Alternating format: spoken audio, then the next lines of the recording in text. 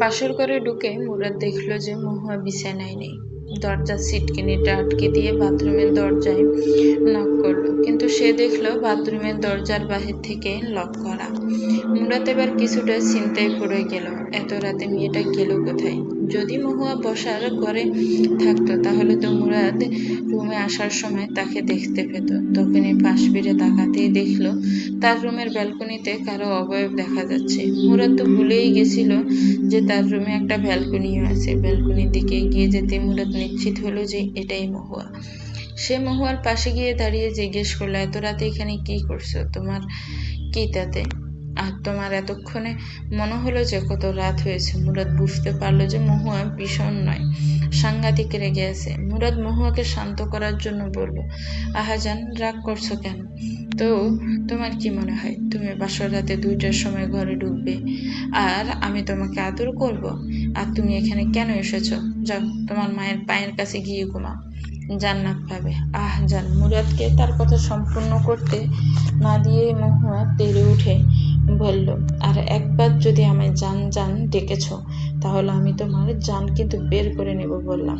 আচ্ছা ঠিক আছে, আর বলবো না জান। আবার বললে? এবার তো তুমি শেষ। সরি মহুয়া, আর হবে না। মহুয়া যেন একটু শান্ত হলো। মুরাদ মহুয়ার পিছনে দাঁড়িয়ে ওকে জড়িয়ে ধরলো। মহুয়ার কাঁধে নিজের থুতনি রাখলো। কিছুক্ষণ চুপ থাকার পর মুরাদ বলে উঠলো, তুমি তো জানো মহুয়া যে বাবা নেই। সে ছোটবেলায় আমাদের ছেড়ে চলে গেছে। মা আমার জন্য অনেক ত্যাগ স্বীকার করেছে, আর আমি আমার মায়ের একমাত্র সন্তান। তাই মা আমাকে নিয়ে একটু বেশি পসেসিভ। মহুয়ার এতক্ষণে শান্ত চেহারাটা মুহূর্তে বদলে গেলে এখন তার চেহারায় স্পষ্ট রাগ দেখা যাচ্ছে। সে মুরাদকে সরিয়ে দিয়ে তার দিকে ফিরে বলল, কিসের পসেসিভ? তোমার মা কি তোমায় যুদ্ধ করতে পাঠাচ্ছিল যে তোমায় নিয়ে ওনার পসেসিভনেস এখন দেখাতে হবে? কোনো মা তার সন্তানকে নিয়ে পসেসিভ হয় না। আমায় বলো, তুমি যদি তোমার মায়ের একমাত্র সন্তান হয়ে থাকো তাহলে মনে রেখো আমিও কিন্তু আবার বাবা মার একমাত্রই সন্তান। মুরাদ,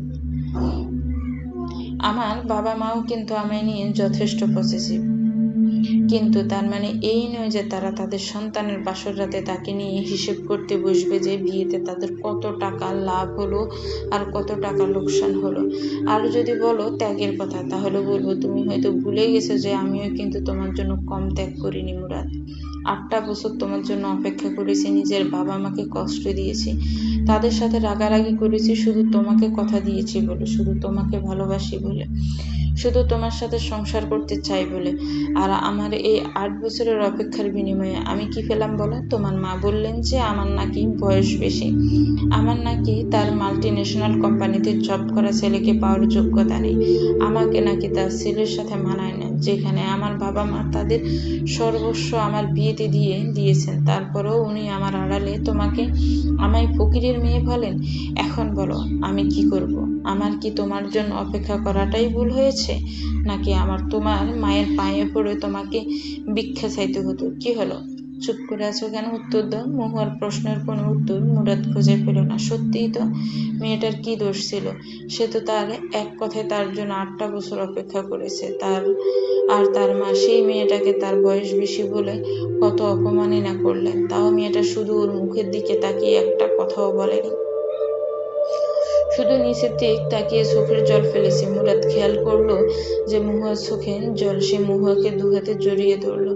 এতে যেন মহুয়ার কান্নার বেগ আরো বেড়ে গেল। মুরাদ মহুয়ার মুখটা নিজের দুহাতে আঁচলে ভরে কপালে একটা চুমু দিয়ে বলল, আমি জানি যে তুমি মার ব্যবহারে অনেক কষ্ট পেয়েছো, কিন্তু দেখো আমিও তো তোমার অপমানে চুপ থাকিনি বলো। আমিও তো মাকে অনেক কিছু বলেছি, কথা দিচ্ছি আর কখনো তোমাকে কষ্ট দেব না। এবারের মতো ক্ষমা করে দাও জান। এই এই জান, আবার জান বলে ফেললাম। এবার তো আমি শিওর শেষ। মুরাদের কথাটা শুনে মহুয়া ফিক করে হেসে দিল। তা দেখে মুরাদও হেসে দিল। দুজনের মান অভিমান যেন নিমেষেই শেষ হয়ে গেল। আজ মুরাদ আর মহুয়ার সংসারের 5 বছর পার হয়েছে।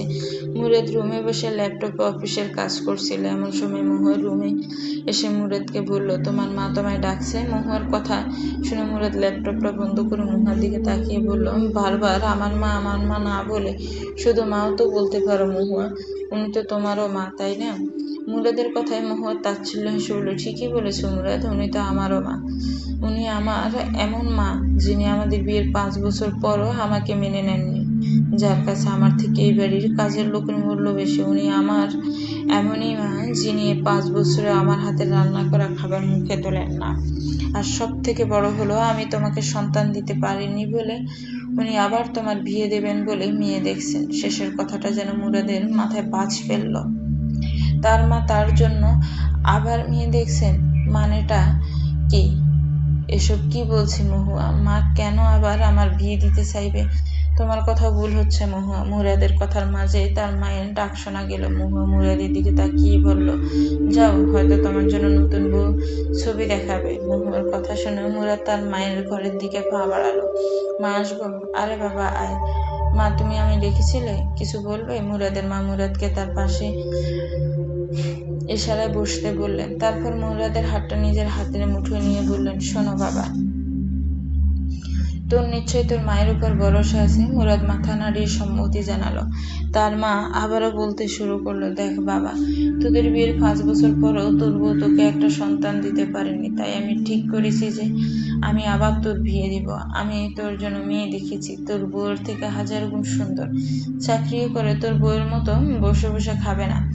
মুরাদের মায়ের কথা শুনে মুরাদ বিছানা ছেড়ে উঠে দাঁড়িয়ে কড়া গলায় বলল, জানো তো মা, আজ আমি প্রমাণ পেলাম যে শাশুড়ি কখনো মা হতে পারে না। তুমি আমাকে কিভাবে এই কথাটা বলতে পারলে মা? তুমি তো নিজেও একটা মেয়ে। আজ যদি মহুয়ার জায়গায় তোমার নিজের মেয়ে থাকতো, তাহলে তুমি তোমার জামাইকে একই কথা বলতে পারতে? বাবা, তুই কিন্তু আমায় অপমান করছিস। না মা, বরং তুমি আমাকে এই বিয়ের কথাটা বলে অপমান করেছো। তুমি জানো যে তুমি আমাকে মহুয়ার কাছে কতটা নিচু করে দিয়েছো। আর তুমি যে বললে না মা, যে মহুয়া বসে বসে খায়, ভুলে যেও না যে মহুয়া কিন্তু ব্যাংকে জব পেয়েছিল। ও শুধু তুমি অসুস্থ বলে তোমার সেবা করবে বলে সেই চাকরিটা করেনি। যদিও জানতো তুমি ওকে তোমার ধারের কাছেও ঘেঁষতে দিবে না, তারপরও কিন্তু ও তোমার দায়িত্বটা ঠিকই পালন করেছে। অবশ্য তোমাকে এসব বলে কি লাভ? তুমি তো কোনোদিনই ওর গুণ দেখতে পাও না, শুধু ওর দোষই দেখতে পাও। শোনো বাবা, আমি এত কিছু বুঝি না, বুঝতে চাই না। আমি তোকে সাফ একটা কথা বলে দিচ্ছি, তুই যদি এই বিয়ে না করিস তাহলে আমার মরা মুখ দেখবি। সেটা নিশ্চয়ই তুই চাস না। তাহলে তুমিও শুনে রাখো মা, তুমি যদি আর কোনোদিন আমার বিয়ের কথা বলেছো, তাহলে তুমি আমার মরা মুখ দেখবে। যদিও নিশ্চয়ই সেটা চাও না। কথাটা বলে আর এক মুহূর্তে সেখানে দাঁড়িয়ে না থেকে নিজের রুমের দিকে পা বাড়ালো মুরাদ। দরজার কাছে এসে সে দৃশ্য দেখলো, তাতে তার অবাক হওয়ার কোনো মাত্রা থাকলো না। সে দেখলো মহুয়া তার পছন্দের নীল রঙের শাড়ি পরেছে, হাতে নীল রঙের কাঁচের চুড়ি, আয়নার সামনে দাঁড়িয়ে চোখে কাজল দিচ্ছে। মুরাদ ধীর পায়ে রুমে প্রবেশ করলো। তাকে আসতে দেখে মহুয়া তার কাছে এগিয়ে গিয়ে দু হাতে মুরাদের গলা জড়িয়ে ধরে বলল, কেমন লাগছে আমি? তুমি যেমন পছন্দ করো ঠিক তেমন করেই সেজেছি। এদিকে মুরান এমন পরিস্থিতিতে মহুয়ার এমন প্রশ্ন শুনে ভাবলো, মেয়েটা বোধহয় অধিক শোকে গলার মাথাটা পাগল হয়ে গেছে। তাই সে মহুয়াকে সান্ত্বনা দেওয়ার মতো করে বলল, তুমি চিন্তা করো না মহুয়া, আমি মাকে না করে দিয়েছি, আমি শুধু তোমাকেই ভালোবাসি। মুরাদের কথায় মহুয়া মুচকি হেসে বলল, জানি তো যে তুমি শুধু আমাকেই ভালোবাসো। তোমার মাকে বলা সব কথাই আমার কানে এসেছে। আমি জানতাম যে তুমি এমন কিছুই বলবে, কিন্তু কি বলতো, মন তো তাই মানতে চায় না। আসলে তোমাকে খুব ভালোবাসি তো, তাই তোমাকে হারানোর ভয়টাও ভীষণ হয়। আসলে কি বলতো, দোষটা না মায়ের না, আমি তো তোমাকে একটা সন্তান দিতে পারিনি। এসব কি কথা মহুয়া? আমি তোমাকে কখনো এই বিষয়ে কিছু বলেছি? খবরদার, আর যদি কখনো এসব বাজে বাজে কথা বলছো। আর শোনো, যে আমার জীবনে আসেনি তার জন্য যে আমার জীবনে আছে তাকে আমি কখনোই ছাড়তে পারবো না। আমি তোমায় খুব ভালোবাসি মহুয়া, আমার ভালোবাসাকে কখনো ছোট করো না প্লিজ। মহুয়া এবার মুরাদকে জড়িয়ে ধরে কেঁদে ফেললো। মুরাদও ওকে দু হাতে জড়িয়ে নিল। কিছুক্ষণ পর যখন মহুয়ার কান্না থামলো, তখন মুরাদ মহুয়াকে বলল, চলো আজকে কোথাও ঘুরে আসি। আজকে না, সে আগের মতো প্রেম করতে মন চাচ্ছে। মনে আছে তুমি আগে নদীর পাড়ে আমার জন্য অপেক্ষা করতে, আর আমি প্রতিবারই দেরি করে আসতাম, আর তখন তুমি আমার থেকে মুখ ঘুরিয়ে নিতে। আমিও তখন তোমার মান ভাঙানোর চেষ্টা করতাম, কিন্তু যতক্ষণ না আমি তোমাকে বিলি ফুলের গাজরাটা দিতাম ততক্ষণ তোমার মান ভাঙতো না। মনে আছে। আর তাই তুমি কখনো বেলি ফুলের গাজরাটা আনতে ভুলে যেতে না। আজকেও তেমনটাই হবে, পার্থক্য শুধু এতটুকুই হবে যে তখন তুমি ছিলে আমার প্রেমিকা আর এখন তুমি আমার স্ত্রী। খুব ভালোবাসি তোমায় মহুয়া। মহুয়া মুরাদের দিকে তাকিয়ে বলল, এত ভালোবাসো আমায়? খুব ভালোবাসি। একটা কথা সবসময় মনে রাখবে মহুয়া, তোমাতেই এই আমার শুরু, তোমাতেই আমার সমাপ্তি। তুমি আমার জীবনের এক মুঠো প্রাপ্তি। শেষ। তো গল্পটা কেমন লেগেছে একটি কমেন্টস করে জানাবেন। গল্পটা ভালো লাগলে আমার চ্যানেলটি লাইক করবেন, আমার চ্যানেলটাকে সাবস্ক্রাইব করবেন। ভালো থাকবেন, সুস্থ থাকবেন, আমার চ্যানেলের সাথে থাকবেন।